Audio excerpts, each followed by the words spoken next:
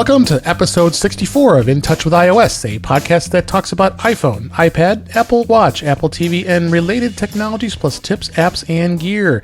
I am your host, Dave Ginsburg, and my guest this week is Adam Christianson from the MacCast podcast. Welcome back, Adam. How you doing? I'm doing all right. How are you doing? Doing great. You cover a lot of stuff. I do. We try to keep broad. That's not going to say I'm going to talk about all five of those things, but you take Macs out of the equation, and you have most of what Apple makes. Yeah. Well, we got to talk about some good things here, and I love iOS, and I know most of the guests I have on here do as well. So some good stuff. Oh no! Wait, I have a question for you then. Yeah. Are you going to you have iOS and you have tvOS, right? And now you're going to have to expand to iPad OS. I am. Right? So it's not just iOS anymore. It keeps growing. It does. It keeps growing all the time. There's going to be a lot. There was lots to talk about this in this past week. We had some news to talk about. A little bit here, and then throw out some discussion topics, including some apps and gear and all that stuff. So let's get cooking here. But of course, the topic of the week has been Apple Card. Did you? Yeah, you're gonna make me feel bad. Oh yeah, why? Because I check my email in the app like actually, let's be honest, 10 times a day. Like, where's my invite? All right, well, I have a story for you on it. I did do the same thing, and I got the email today. Okay. You got the email today? I did. Why? I've been like blacklisted or something. I don't know what's going on. I signed up like literally the minute they put that thing on the website, and nothing. Yeah. Well, congratulations to you, though. That's awesome. Well, we'll get back into that in a second. But, okay. Let's just get into this news story. We linked in the show notes to Mac Rumors. It is rolling out to a limited number of customers. As you said, you've been hitting that button every day, trying to get that gosh darn invite. And right. They were only sent. It was random, and then I kept watching, see what people were doing, and I guess a couple of folks that already had received the physical titanium card, and I see Nilay Patel from The Verge had talked about it in this article, and it is cool. We all have been itching for it, just like you have the MacCast cards. This is going to be my titanium Apple card. I'm an Apple card holder here, but a little bit of woes here. We'll go down that road. I didn't expect that I was going to get the email, so I did. Well, I have two Apple IDs. Let's start with that. So right. I have one that I use for purchases, and I have one I use for iCloud. Sure. All my credit cards are on the one for iCloud. And of course, which one came? One for the purchases. So I have a Gmail account, and I have a iCloud.com account. So as soon as I applied for it, and I got it, and it was approved, and yay, exciting. I can't put it on my iPhone because my iPhone's backed up on iCloud using the iCloud account. So I don't know what I'm going to do. So wait, so you're saying it has to be tied to the iCloud account that's on your phone? It can't be tied to any other email or account? That is correct. Yep. I was going back and forth with Goldman Sachs all day today, and couldn't seem to get a good answer other than close the account and then reapply. So we'll see what happens. I'm going to sit tight. Which you have to do over the phone, by the way. Yeah, I called him. Yep. No. But I found it interesting that they have this super easy, quick sign up on device. But if you want to actually cancel, you got to get on the phone with somebody from Goldman Sachs. Oh, right.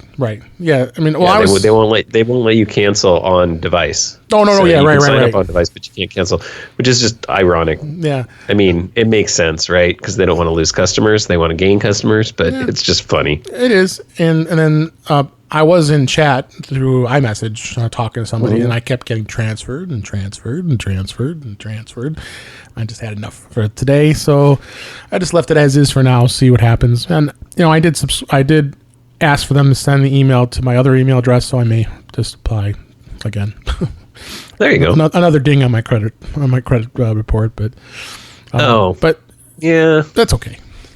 That's okay. But yeah, it's just amazing how much excitement there's been about a credit card. Really, I mean, I know it's because it's Apple, right? We all love Apple, and I was reading the like consumer awareness of the card is actually just super high too. Oh yeah. A lot of people really are aware that it's a thing, even outside of the geek culture ecosystem and stuff like that. Oh, it is. I mean, the reality is, I mean, the deals, depending upon your spending habits, aren't even really that good, right? The cash back and it's not bad. 1%, 2%, 3% on Apple purchases, 2% if you use Apple Pay, and then 1% with the regular card.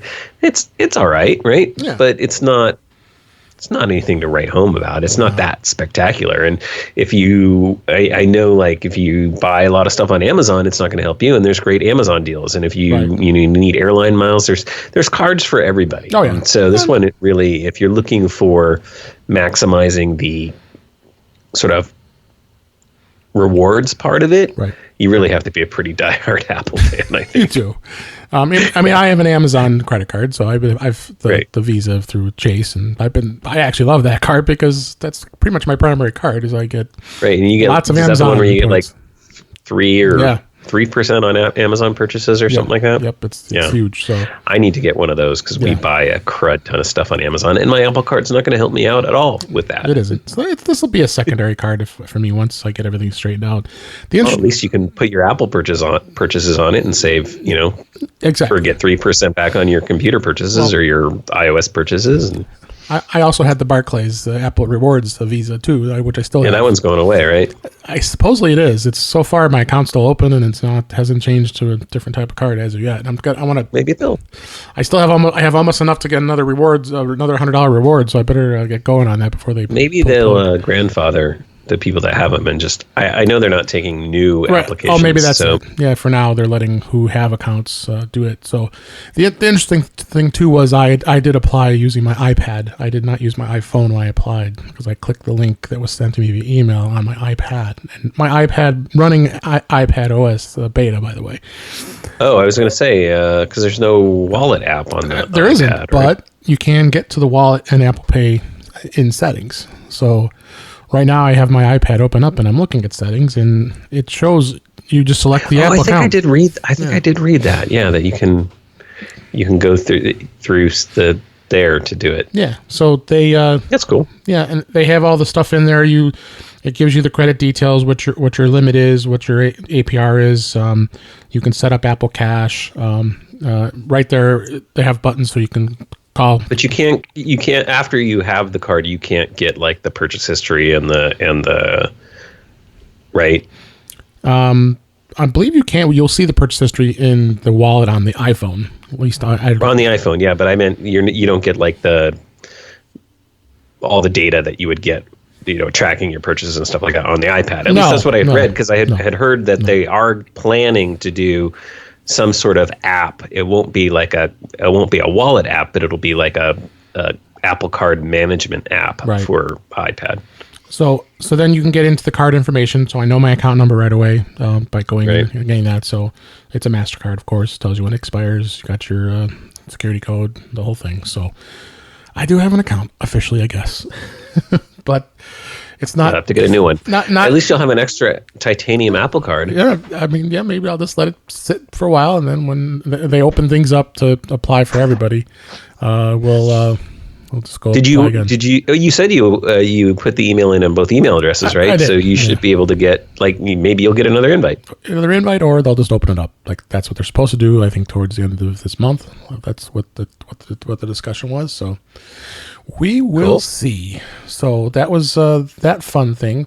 Other thing, I haven't received the email yet. I just checked again. Yeah, you're that's right. We'll keep checking as we record the show here. Maybe it'll happen before the end of the show. I'll cross my fingers. The other interesting topic that caught my eye was, that we don't talk about Android here, but of course Samsung announced the Galaxy Note 10 had come out, and lo and behold, it does not have a headphone jack anymore. They caved, according to this article in the Mac Observer.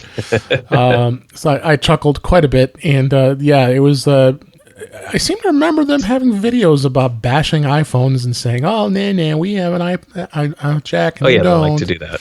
Well, I guess later on, after I've read this article, Samsung pulled all those ads that have been sitting out on YouTube for years. So you can no longer. Oh, they pulled them down? Yes, they pulled them down. Why? Because so what? It's silliness. It's just like that's history. It's just like history of anything else. So whatever. You made fun of something, and then you changed your mind. People are allowed to do that. Yeah. So I mean, I don't begrudge them for that. Like it was the right marketing move at the time, and I chuckled. I was like, okay, I'm still an iPhone guy, so I'm not gonna. But here's the weird thing, though, too, is I thought they have other phones that don't have headphone jacks, right? Like it's not just the 10. Yeah, I thought the S10.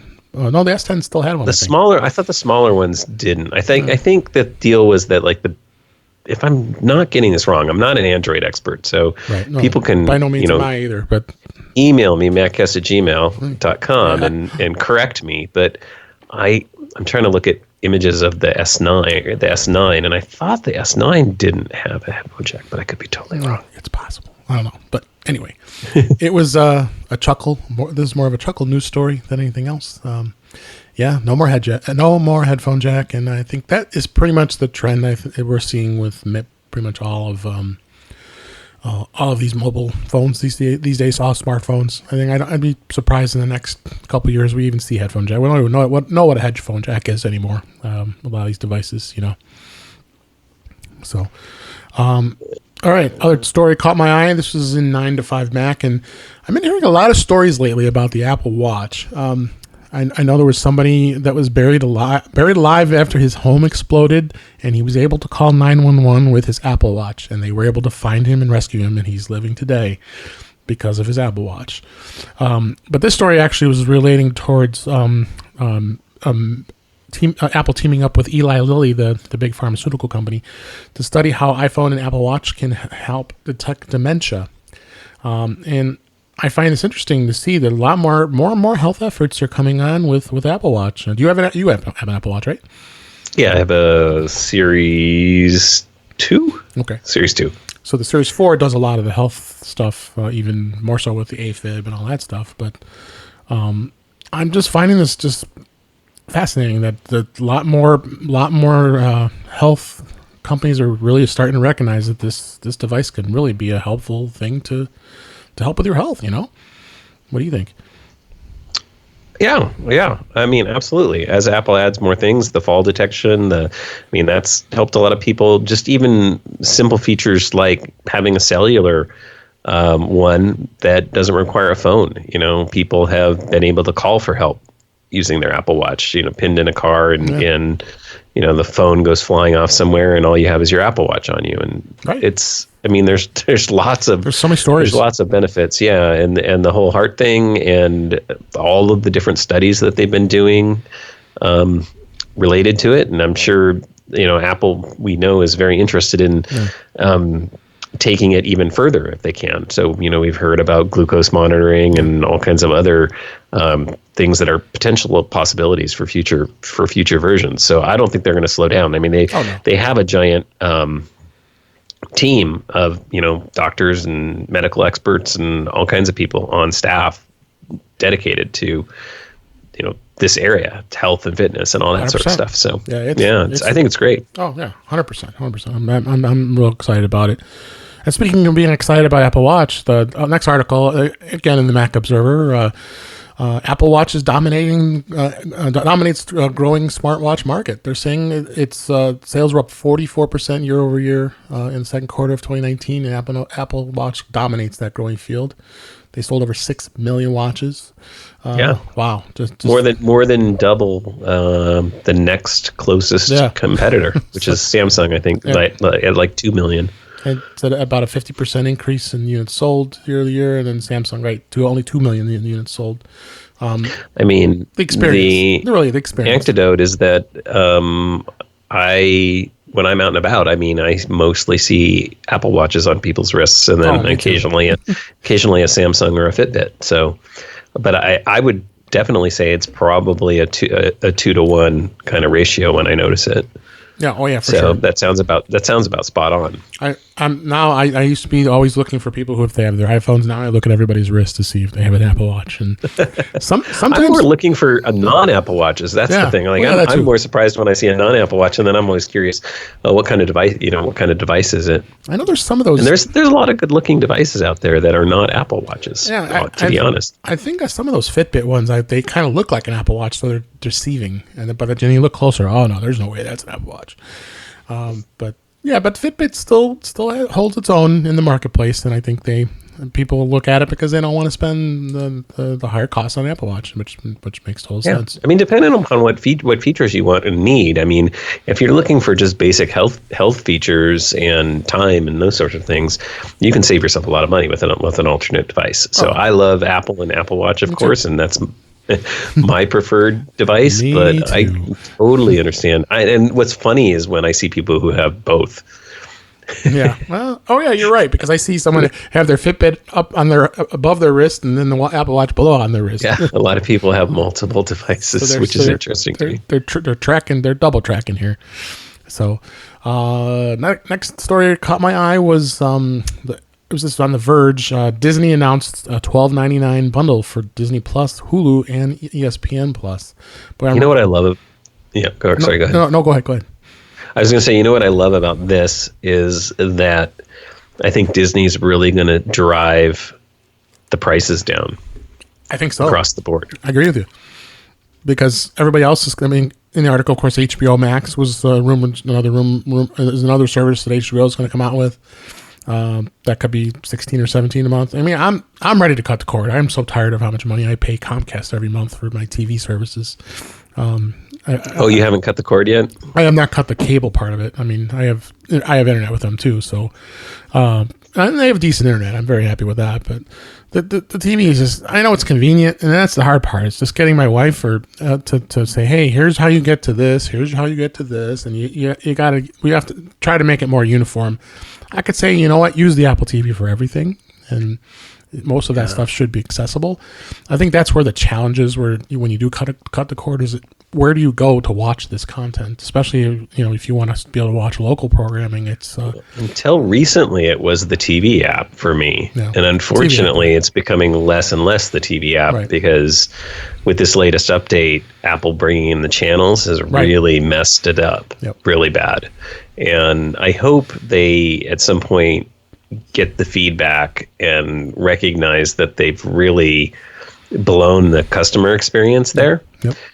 Because having all that stuff mixed in means that I'm often seeing something that I'm not able to watch, and I'm not interested in signing up for another service. And so getting bombarded with an ad because I was like, oh, this looks like a cool show. Oh, wait, they want me to sign up for Showtime, or they want me to sign up for, let me make that choice on my own and let me control. I'd be happy if it was just a setting. I'm hoping they'll add a setting that just says, look, only show me stuff that I have access to, that I've subscribed to. Yeah. Let me make that choice. And it was that way until they added the channels thing. And it was great. It was glorious. Yeah. I absolutely loved it. About the only thing I complained about was the fact that Netflix wouldn't support it. Wow. That was the one outlier. And consequently, I had cut way back on the number of shows that I was watching from Netflix. Sure. Because it was too much of a hassle. 90% of the stuff that I was looking for was in the TV app, and then it's I heard about that Amazon thing, or that not Amazon, that Netflix thing. I've got to go open a separate app. That's gross. But I'm right back there now. So it's now I'm having to go to the Hulu app, and I'm having to go to the Amazon Prime app, and I'm having to go to the Netflix app, because if I don't do that in the TV app, I'm seeing a show and you tap on it and it's oh, that's not in anything that I subscribe to, so can't watch that. And it's a deflating experience. It's not a huge deal. It doesn't sound like a huge deal till you're just trying to browse. So unless you know what you want to watch and you know which service it's on, which it's not really obvious in the TV app, it's frustrating. No, so I agree. ESPN Plus, which I know Disney, who owns ESPN, as well as ABC. They are really trying to push that service because ESPN has just been a big money cow for them. It's just been horrible. There's a lot much money they've been losing on ESPN. So losing subscribers. I think that's a great bundle. I have it is nice. Very little interest in the ESPN part of it, right. But for the price point with Disney, because I'm almost definitely in on Disney. Just because it's Marvel and it's Star Wars, and exactly. I'm a giant nerd, and so I need to have that. We both are. And really, what's going to probably happen is I'm going to discontinue my HBO and pick up. I was going to pick up just Disney, but now I'm very tempted to just get the bundle because I already have Hulu. Although I got Hulu in on the $12 for 1 year deal that they did on Black Friday. Me too. Yeah. So I have to look and see when that ends. Yeah, the 99 cents a month. That's been quite. It might nice. Be. Well, it's Black Friday, so coming up. Yeah, so it'll be probably right around. Because when is those services launch in November? Looks like it. Yep, November 12th. Yeah, so it might be perfect timing. Might time it perfect. So, but yeah, it's. The one thing with the Amazon Prime, I mean, you have to. There's no way you have to have a separate app for that. I mean, Amazon is not going to integrate, or did they integrate to the TV? It is. It's already integrated. Yeah.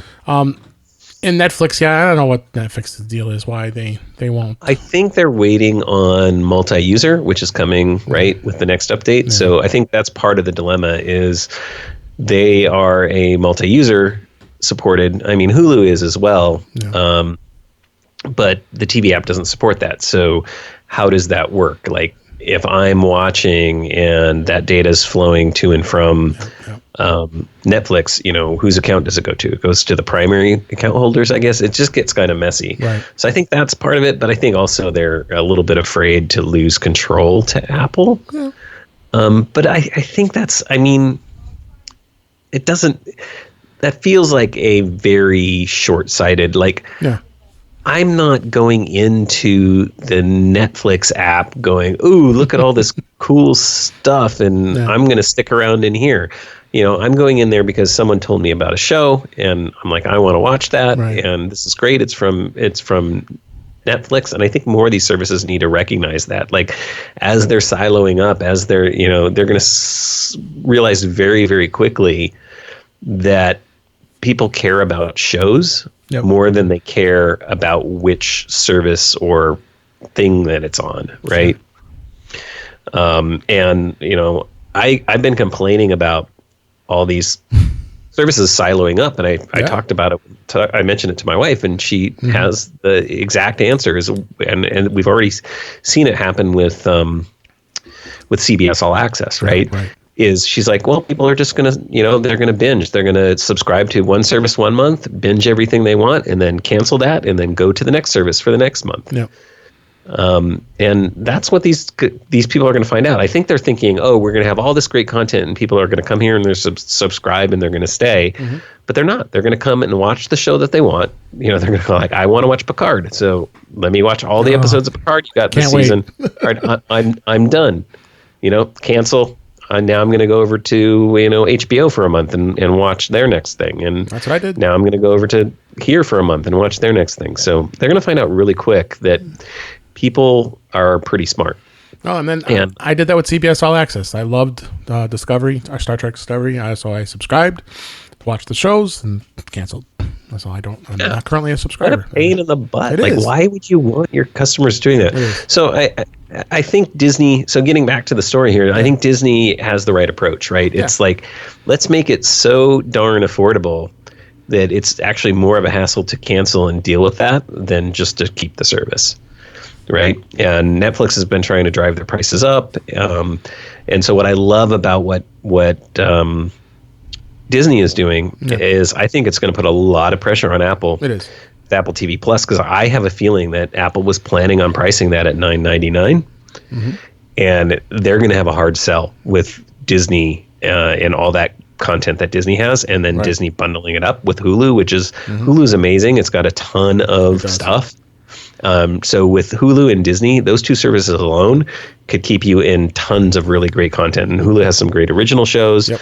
Disney's going to be making a bunch of great original shows, and they have the IP yep. to like really appeal to the nerd market and also parents with children and stuff like that. So like, I think overall we're going to see a lot of services being either bundled up, being given away. Like I know I get my Netflix actually through my T-Mobile, and I think I just saw that Verizon or somebody is partnering with Hulu, I think. Yeah. And of course AT&T has their AT&T service bundled in with their phones. So I think you're going to see a lot more of that too, where it's like you're going to buy something else and they're just going to throw the TV service in. No. Which is weird. Like it's like why would you take this thing where you had Netflix paying you for your content, or you were licensing it out and getting money? Why would you silo it and then find out, well, we just got to give it away because no one really wants to pay for it? Right. No, I love I'm a T-Mobile customer. Been for over a year, happy as all can be, and I get the Netflix discount. That's awesome. I just pay like what. I guess went to $5 now. Extra, for $5 for the HD. So, anyway, it's going to be interesting. If you have a family, you need the multiple streams. That's the real reason I paid more. Oh, yeah, it's like we've got 4 people in the family. We've got to have more than one concurrent Netflix stream. Yep. So, it's going to be interesting to see what happens. But great stuff there. And then, and I did check. I'm totally wrong. Samsung Galaxy 9s do still have a headphone jack, so I guess the 10 is the one. The 10 doesn't, right? Yeah. Thank you. And then last story I had in our news for this week, iOS 12 adoption hits 88%. This is in Mac Rumors. Continues to outpace iOS 11. Well, duh. Of course it's going to. Good to see. I really love the fact that Apple's iOS and their operating systems always seem to have a very, very high adoption rate compared to Android because you look at Android, I mean, they're so all over the map with how many versions are out there and how many devices that are out there. They're so old and don't have the device. It's the device problem, right? There's more devices than the OS. Well, and then too, plus the whole carrier deal approval, right. Like most of your software updates come via your carrier. Mm-hmm. Yeah. Right. Yeah. So that nonsense. In a lot of cases, I know that's changing. You would hope that's a factor, and then you also have the fact with Apple, though, too, that because they can control the hardware, they have a non-moving target. Basically, like they know, hey, we can make this backwards compatible all the way to 5S or 6S or whatever it might be, right? And then they can performance tweak things. So, I mean, it's no surprise iOS 12 is got a better adoption rate because, frankly, it runs better on older devices than iOS 11 did. So, like, why wouldn't you upgrade? You want to upgrade. Yeah, for sure. So, that's 88% is iOS 12, 7% is 11, and 5% still of all those others out there. I think I talked to somebody. Go ahead. I was going to say that's because a lot of people just have older devices, because they last. And this is Apple's dilemma, right? This is the quarterly results call, right. And hearing that iPhone sales are the only thing that's down, right? They had gains in every other product other than iPhone, and it's not that iPhones aren't doing well. As a matter of fact, I think Tim Cook said they have more active iPhones in the marketplace than ever before, which is great for services. But point is like people are using their iPhones forever, and they're handing them down, and they're still useful devices. You can have a 4 or 5 year old iPhone, and it still runs great. Yep. I would venture if you have a 4 or 5 year old Android, it's probably not so awesome. No, I'm sure it's pretty slow. That's just keep it going. And when iOS 13 comes out in the fall, their adoption rates are going to go pretty high because I think iOS 12 within the first month there was I think at least already a 10 or 15%. So. For only a month in, that's pretty good. They add great new compelling features like Memoji. That's right. I was already I've used. Like I made one. Yeah. And I don't think I've looked at it since. I mean, just like I was with the Apple Card doing the iOS or iPad OS as soon as I started setting up iMessage, do you want to set up your Memoji? I'm like, no, I don't want to do it right now. But I have it on the iPad too. Yeah, because it always was just on the iPhone. Now it's going to be on the iPad as well. But what's cool, I know, and I kind of joke about stuff like that, but I mean, those are like device selling, or more importantly, in this case, OS upgrading features, right? Those are the kinds of like features that Apple can do really cool ads around, and somebody sees it and goes, "Oh, I want that. Let me upgrade, right away because I want that." And even if they only make it one time and then do nothing with it, it got them to upgrade. This is the Memoji is the. Do you remember? I literally knew people who would buy a Mac because of the photo booth. Oh, photo really? booth sold so many Macs. That's funny. Yeah, because people would go into the Apple store, they'd go into like a CompUSA, and they'd have that running on the thing, and they'd get hooked to it, and they'd go, "Wow, this is really cool. I want this. I want this computer." They don't have this on Windows, and it was such a silly app, right? It was. It had all the effects and stuff like that, but it was really fun, and so it got people like feeling good about the computer, and they're like, "I want one of these. This is cool." Oh, and then they never used that feature again, but then they had a Mac, and so then they were stoked. So it's a win-win. Super cool. So, yeah. All right, that was some of the news stories we had of the day. We had some good discussion on that. Let's go on some of our topics for this week. First topic was about app subscriptions. We're all starting to see a trend. A lot of apps are starting to charge monthly or yearly fees on subscriptions. I mean, let's face it, the app developers are just not making enough money anymore for doing a flat rate on an app. You charged $10, $9.99 or $29 or whatever it is for one-time charge.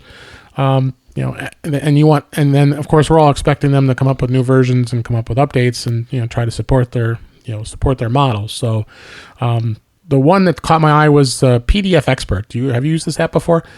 Mm-hmm. I love PDF Expert. It's one of my Riedel. I love those guys. Riedel makes the great stuff. Greatest products ever, and I'm super stoked. And I may give in and do this Pro update. So we have a link in the show notes on this. It just came out with version 7 for the iPad and the iPhone. A lot more powerful tools that they put into this particular app, including redact PDFs was part of 6. Now it is going to be included. They are going to, if you were a PDF Expert 6 Pro customer, which I was, a lot of this article on Rito's website, a lot of the features are already going to be there, so you won't even need to upgrade. Really, the only 3 things which could make it a little more compelling to upgrade in the Pro subscription would be converting to an actual PDF, reducing the PDF size, which is awesome because that's always a challenge. And you create your own, and you actually also can create your own tool set to set things up. So, but really, my discussion, I wanted to see what your thoughts were. Is just these app subscriptions in general. What your thoughts were? With these guys, you and I really like Riedel. I think I'm happy to support them. I've given in to them. Let's just say that. Yeah.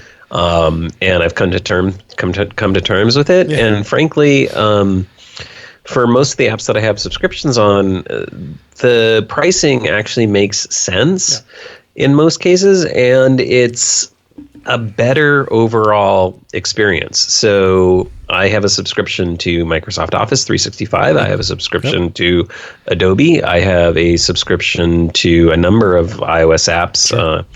Can't remember all of them. Yeah. And frankly, I don't really care much anymore. Yeah. Like, it used to be kind of a big thing for me. It was something that I did have stress and worry about. Like, I kind of feel, just like with subscription services, right, that there's a saturation point, and you get to the point where it's like you really have to kind of pick and choose. Mm-hmm. But that's not necessarily a bad thing. I actually have more of a dilemma with it with things like entertainment services, because I do think that reaches a saturation point. I can only handle so much money there. Like I said, when Disney comes out, I'll probably cancel HBO because Game of Thrones isn't there anymore. And I know they have some great shows. They might keep me with Watchmen coming. Yeah. So yeah, I don't know. It's gonna be a tough one. I'm gonna have to make a call. But that's just the thing. That's the position it puts me in.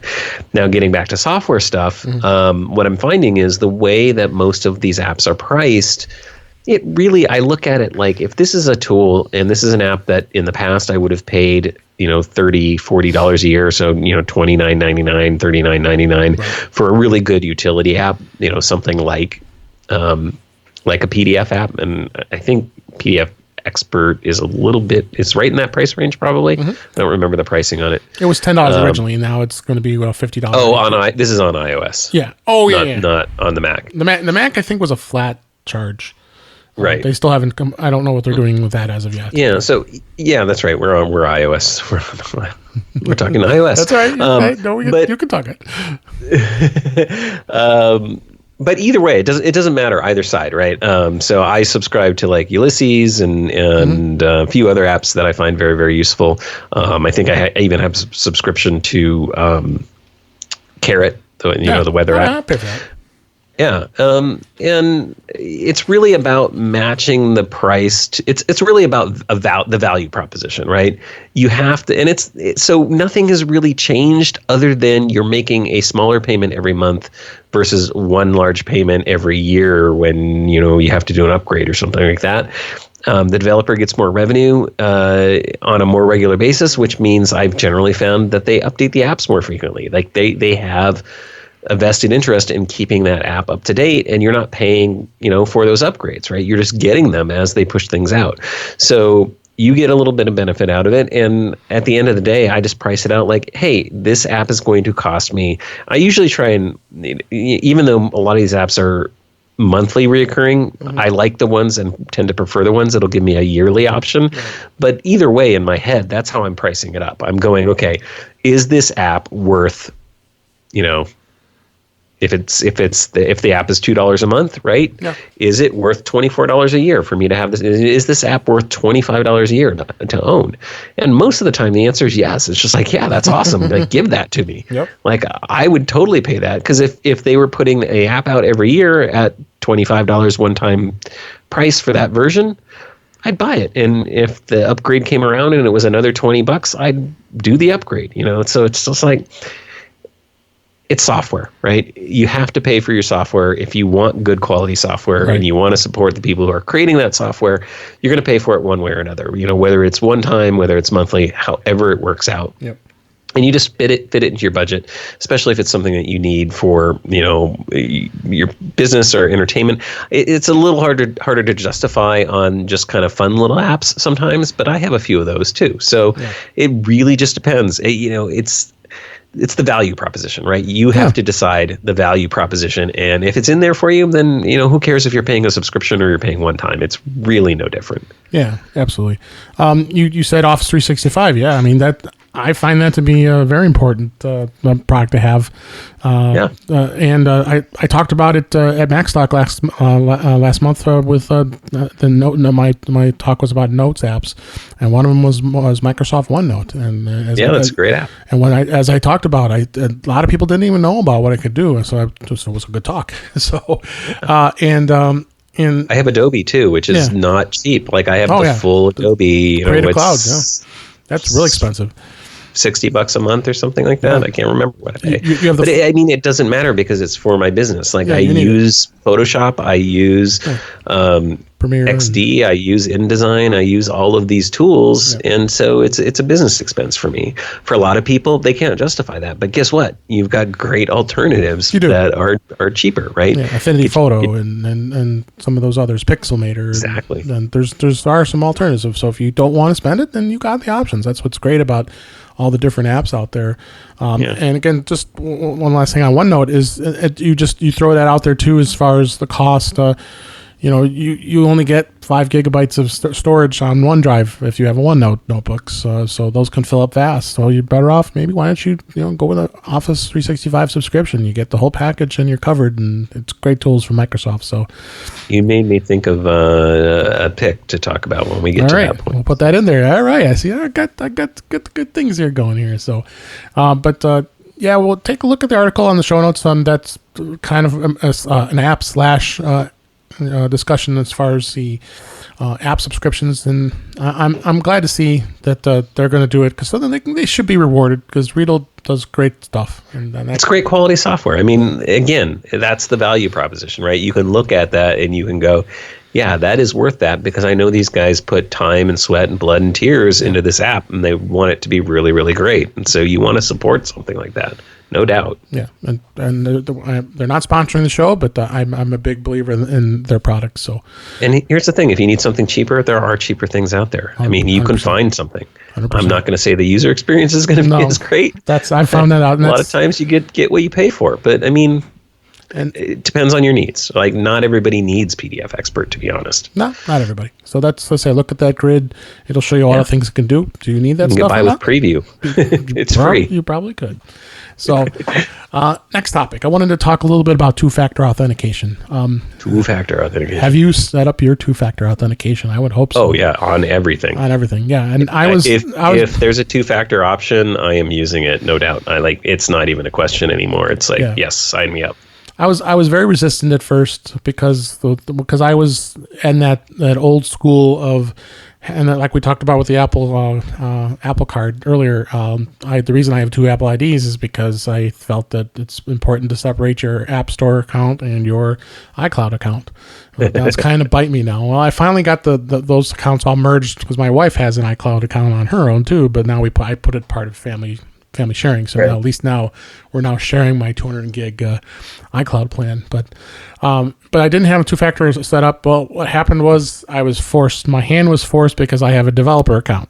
So, and it's assigned to my App Store account. So yeah, you have to have two-factor authentication. So, and I was being stupid. I really should have had this set. I won't go back, and I agree. It's interesting. I have the opposite problem, because I have a developer account that's on an Apple ID that I had only set up for the developer account. Which I should have done.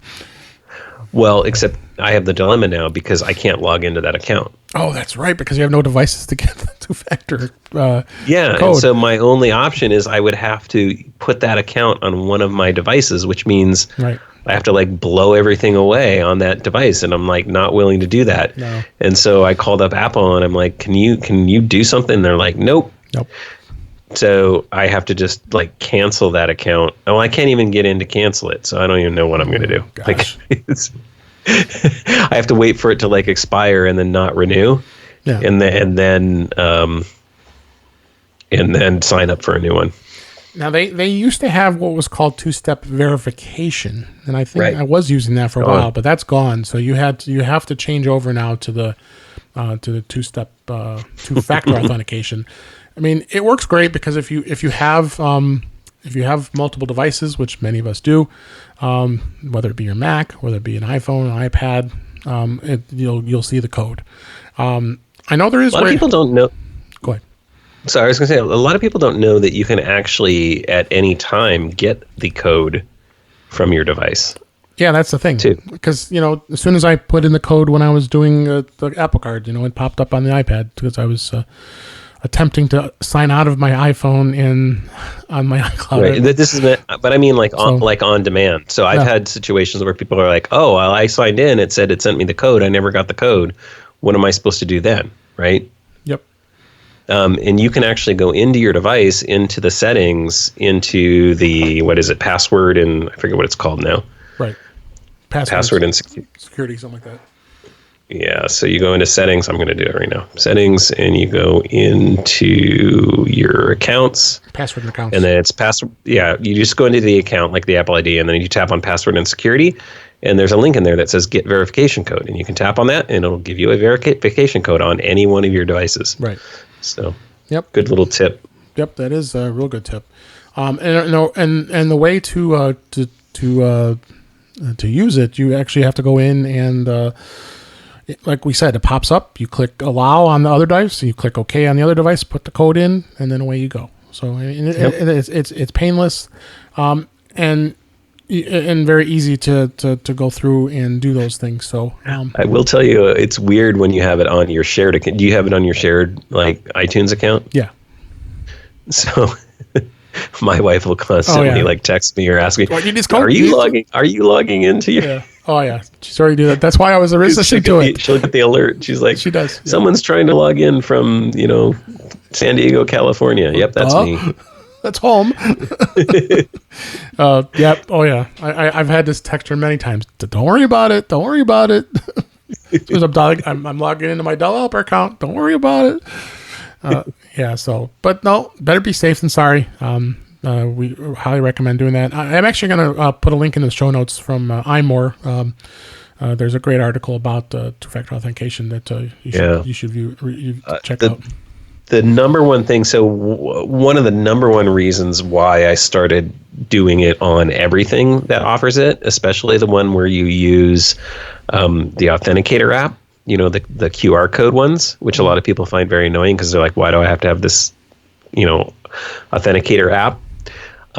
What put me over the edge on that one is 1Password. So 1Password has the scanner built into it. Right. So you can actually, when that QR code comes up, open up 1Password, and for the account that you're setting up, scan that in. And then what's cool with 1Password and the extension and how it works on iOS is if you're logging in with your 1Password account, it will also automatically copy the code to your clipboard. Right. And then you just paste and in you go. So they make it even easier. They do. Yeah. 1Password, another one of my favorite apps out there. Definitely. So last story of discussion we wanted to talk about this week was caught my eye was Apple Music and iTunes Match. I think everybody gets really confused about those two services. I subscribe to both, which I'm probably crazy doing that, but I do. Yeah, you don't need both anymore. You technically don't need both anymore. But really, I'll kind of start with iTunes Match. iTunes Match is a service that basically allows you to upload all of your music. You have, I think the limit is about 100,000 songs, which is quite a bit. And you upload it up into iCloud, and you have all that music in your iTunes account. And if you happen to have a lower bitrate version of that song, you can download that song in 256 kilobit sound, and then you have a cleaner copy of it. So that was really my motivation to why I signed up for iTunes Match. I thought before Apple Music, I thought it was the best bargain in the world, $24.99 a year. I'm able to do that and have all these songs, and any songs that you rip from CDs, any songs that your own CDs, of course, and any other songs that you happen to have in your library. If you happen to have lower versions of that, you're able to do that, and you own the songs. They are your songs, and so if you were to cancel iTunes Match, then they can't take those away from you because they were your songs originally, because you uploaded them up. Whereas Apple Music, on the other hand, is a subscription service, and they provide you with all kinds of music for $9.99 a month or $14.99 a month for a family plan, and give you access to a full stream catalog of music. So what's nice about that is it gives you even more access to music. So you really have to be a lover of music, which I am, and I find value with Apple Music to do that. So it's, I guess that would be the easiest way to sum it up. You can download music and have everything offline in Apple Music from Apple Music content.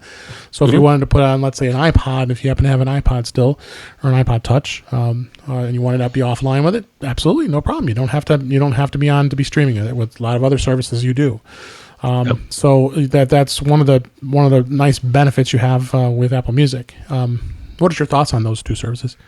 Yeah, again, the Match portion of it works with Apple Music the same way it works with iTunes Match.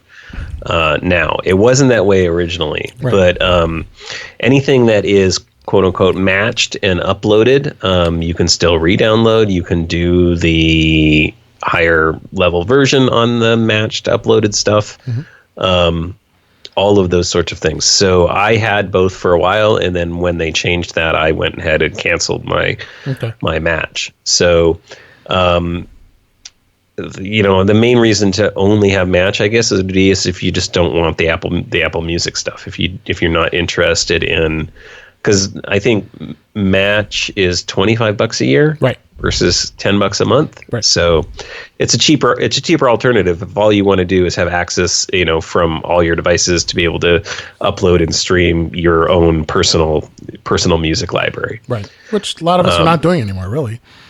because of streaming. Well, like since I got Apple Music, no, I don't, and I don't even like really worry about it much anymore, right? It's just like I know I have everything, and of course, if you're going to do it and you're going to do the match thing, I would even still recommend, take your entire ripped library before you sign up, and just make sure you have a backup of it, just in case things happen, right? So you should have just an archive of that somewhere, because you never want to lose it. That's a lot of time and money and effort putting together large collections. And I know people who have huge collections. I don't have a huge collection, but I ripped a lot of CDs and stuff like that. But frankly, a lot of my ripped versions, I just, it matched them, and I got rid of my low quality ones, and I just used the stuff straight out of Apple Music. Yeah, okay. Because I'm not planning on canceling. I actually have the family plan. So, everybody in my family's on it, and we all absolutely love it. So. Yeah. I think they're both great services. Yeah, it just depending upon what you want and what you want to do. What fits your needs. And with more services coming on board, I'm still hoping that Apple at some point decides to do like like an Amazon Prime or an Apple Prime account that just includes everything, like iCloud, Apple TV, like the family Apple Prime account is what I want. So I want, family iCloud storage, family Apple Music, family Apple TV Plus, family Apple Arcade, and I want to pay one price. Just tell me what that price is. Yeah, and I would probably happily pay it. Absolutely. All right, let's kick. I have a couple tips I wanted to share with everybody. Cool. The first one was, were you aware of how to disable your iPhone's attention aware feature? There was. I know it's possible. I don't think I've ever done it. Yeah, because I would assume I know where it is, but. Yeah, so if you have an iPhone 10 or later, you might notice that your device does some kind of weird things automatically. It includes things like your screen won't dim.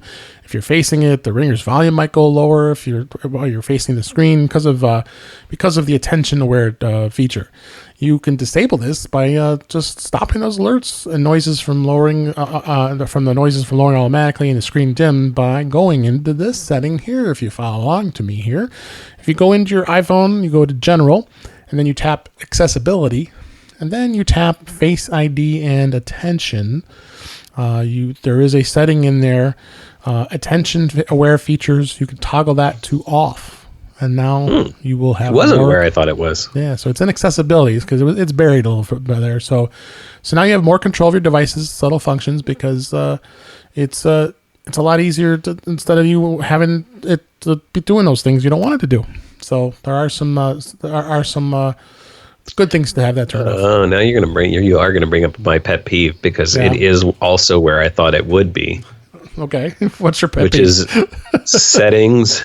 Well, you can also access it through settings, settings. Where the heck did it go? Where the Face ID thing is. Face ID and passcode. Okay, you can go in there too. Yes, and the settings are in there. So you have require attention for Face ID and attention aware features. I wonder if is there more granular control, or is it just toggle on or off attention aware features? As far as I found, it was just on or off. Okay, yeah. So they also have it in Face ID and passcode, and that's my pet peeve. Is multiple places. and I have to levy it against Apple because I always levied this against Microsoft too. They pioneered this technique, which is let's have the same setting toggle and thing in like 3 different places. That's right. Yeah. And it's annoying. Yeah. I think they think it's being convenient because they don't know where people are going to go. But I would argue make your OS better and make it make more sense. Like there should only be one place to toggle these things on and off. There shouldn't be 3 places. There it is. I didn't even know it was in there. Face ID and passcode under the iPhone 10. And that's where I would have assumed it was. I guess maybe if you need accessibility features, it also makes sense for it to be there because it sort of consolidates. Because it really could be of benefit to people who need those disabled or controlled for accessibility. So I do get it to a certain degree, but I think it creates ultimately a confusing user experience. It takes away from consistency, right? It's just like, because somebody's going to tell you it's one place, and then you're going to go like not remember it, and then somebody else is going to tell you it's another place, and you're going to be like, wait a minute, what? Oh, huh? Yeah, exactly. Yep, there's my first tip, and then we have two more here. And sorry, the other thing is, then you wonder if they're different, right? They're like, not. Is this really the same feature? It is. Because it's in two places. Like, why would you have it in two places if it's the same thing? I agree with you. I've seen it all the time. They have it like 2 or 3 different places sometimes. But I have an Apple TV tip. I don't talk about that enough. I need to talk about Apple TV more, because it is in our slogan here, Apple TV. The 4th gen and higher of the Apple TV, there is a way to delete apps, and once you download them, if you don't want them anymore. So really what you do is you take the remote control and you highlight by moving it around with the touch pad on the remote to the app, and then you push and hold the play pause button until it comes up with a button saying press play for options. Then the menu comes up after that point. Then you click the delete button, and you just delete the app, and it's gone. I think you can also hide them, right? Can you still hide them? them? Yep, there's 2 other ways of doing it too. Yeah, if you delete apps from the Settings app, you can go to Settings, General, and then you can go into Manage Storage. And if you want to go through, you can blow away apps like right then and there by scrolling through each one of the apps that's listed in the storage by clicking the trash can, and it'll delete those as well. And then yes, what the other one that you mentioned is the hiding the apps. You can hide apps on the 2nd gen and the 3rd gen, but you can only hide apps and not delete them. So whereas on the other apps, that you can actually push and actually do the same thing by unhiding and hiding, going into settings. So yes, you can do that. So I got one for you. Right. If you have an Apple TV with the Siri remote, so I guess that'd be your Apple TV 4th gen. Right. Did 3rd gen have that too? I don't remember. I don't think so. No. Did you know that and if you use Find My, what do we call it now? Find My device? I guess it's just going to be called Find My. Find My on iOS 13. But Find My iPhone or whatever it might be, you can use that with your Apple TV. A lot of people don't know that. I did not know that. How do you find that? You activate the Siri remote and say, find my iPhone, find my wife's iPhone. And then what it'll do is it just activates the sound thing, right? Oh, okay. So it'll play the alert sound for you. You can also do that with your HomePod. But a lot of people don't know you can actually do it with an Apple TV too. So if you're running around your house and you're in your living room and you're like, where's my dang iPhone? You can, in your Siri remotes nearby, you can use that. That is an excellent bonus tip. I won't do it because I have 2 HomePods sitting next to each other here, next to me here. So as soon as I say that hey lady, it'll go off. So great. All right, one last tip here, and then we'll go to some app picks. Sharing your location on a phone. A quick way is being able to open a new and previously opened text chat with a person, and then when you're typing, you want to share your location with them. Type in the phrase "I'm at," and then press the space bar at the word. Ooh, I didn't know that. Yeah, and then in the predictive text area of the keyboard, you just tap current location. It shows up right in that bar. It's so cool. And then you just tap that little button, and it brings you to a map of where you are, and it sends that in the text on the fly right there, then and there. I always tap. Oh, that's for my location. So I always tap the little icon of the person up at the top, right? And then there's a button that says share my location. I think that's more. So is this one more like a one-off? Like it just gives them a location map with a pin, versus the other way I think is through Find My Friends, right? And you can tell it share my location for an hour, share my location for a day, share my location for indefinitely. I think are the 3 options, if I'm remembering right. Yep. Because I use that one with my kids all the time. Because I don't let them follow me all the time, but occasionally I might want them to know where I'm at. So I selectively allow them to. Of course, the opposite is not true. I have location turned on for me on their devices through the parental controls, and have it set so they can't turn it off. But it puts the map of the actual location of where you are right then and there. So, all right. So you said you had an app pick. I'm gonna let you go first and tell us what you came up with. Because we were talking about subscription apps. Mm-hmm.